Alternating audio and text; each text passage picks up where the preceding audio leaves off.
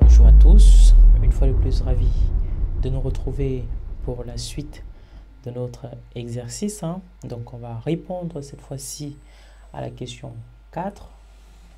Voilà, où on va tout simplement créer une corrélation forte entre la variable y, la variable endogène ou la variable à expliquer, et la variable x qui est la variable explicative ou notre prédicteur. Donc ici, on va dire que créons une corrélation forte entre x, y et x. Pour le faire, on utilise tout simplement, rappelez-vous, ici, on utilise sigma, le vecteur sigma. Il faut que je mette en commentaire, sinon il y a un souci. Donc sigma ici, c'est quoi? On va exécuter, on va cliquer sigma pour voir. Sigma, c'est tout simplement notre vecteur de corrélation entre la variable x et y. Donc vous pouvez voir ça comme x et y. X et y, pareil. Donc c'est l'analyse de la corrélation qui doit peut-être vous parler. Donc on voit que ici, enfin là on a multiplié par 9, mais si on divise par 9, on va donc avoir ici 1. Donc x et x c'est 1, normal. Et pareil, y et y c'est 9, c'est 1. Par contre, la corrélation entre x et y, c'est 0,5. Voilà, 50%. Pareil, entre x et y, c'est 0,5. Cette fois-ci, à la question 4, on nous demande d'augmenter cette corrélation-là.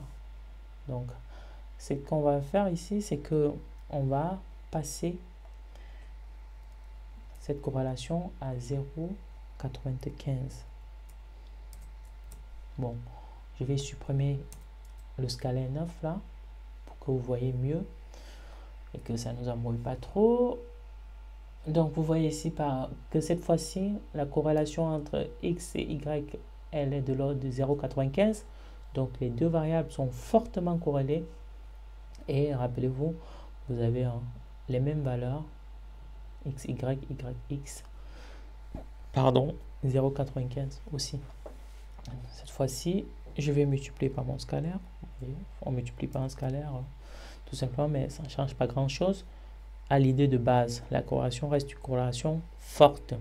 Cette fois-ci, on va calculer une fois de plus notre RMCE et voir l'effet d'une corrélation forte sur notre indicateur de performance du modèle. Donc, on va faire un copier-coller tout simplement de la question 1.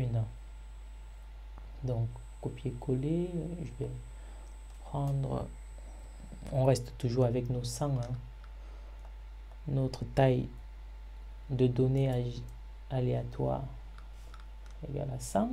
Donc, on va générer 100 données aléatoires. Une fois qu'on a nos 100 données aléatoires, on va générer, pareil, 100 partitions et on va calculer à chaque fois un RMSE. Donc, je vais générer, en exécutant cette instruction, nos 100 données aléatoires. On a, une fois de plus, comme je l'ai dit, initialiser la graine à 1. Voilà, c'est la suite de l'exercice. Ensuite, une fois que j'ai mes 100 données aléatoires, voilà, x et y, je peux calculer ici, là, mon RMSE. Voilà, qui tourne, et tourne, et tourne, et tourne. Voilà, c'est fait. Et maintenant, en fait, j'ai mon RMCE. Voilà, 100 RMCE. En moyenne, qu'est-ce que ça donne? Et les cas types, pareil. RMCE, qu'est-ce que ça donne? En moyenne, j'exécute.